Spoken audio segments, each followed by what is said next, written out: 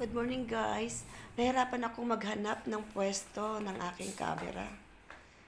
Ayan, palipat-lipat. Ang hirap ng walang tripod. Beke naman po. Ayan, at nakahanap din po ako ng pwesto. Ayun, magbabalat po ako ng mangga. Nabili ko po ito sa palengke.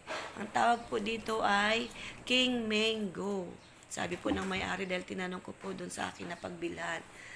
Noon po hindi ko po alam kung anong itatawag sa mangga na ito. Ang super laki talaga.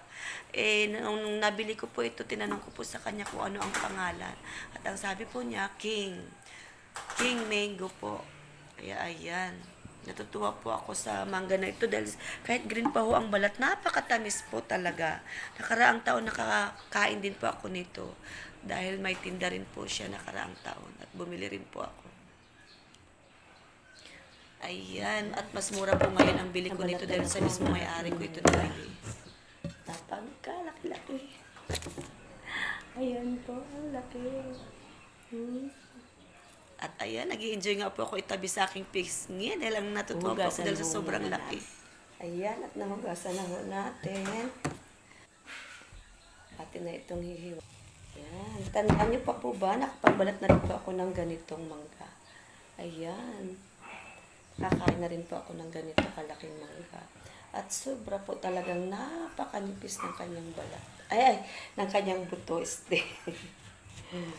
Ayan. Pakanipis po ng kanyang buto. Ito na lang po ang natira. Diba? Ayan. Ayan po. Napakanipis talaga ng kanyang buto. Sulit na sulit po, di po ba? Sulit na sulit po, di po.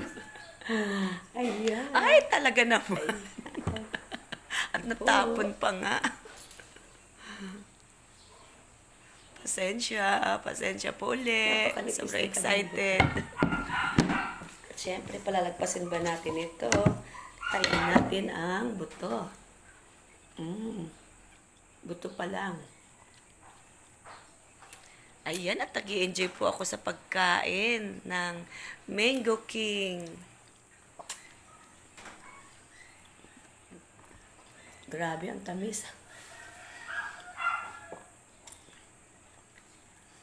Maraming salamat po sa inyong panonood.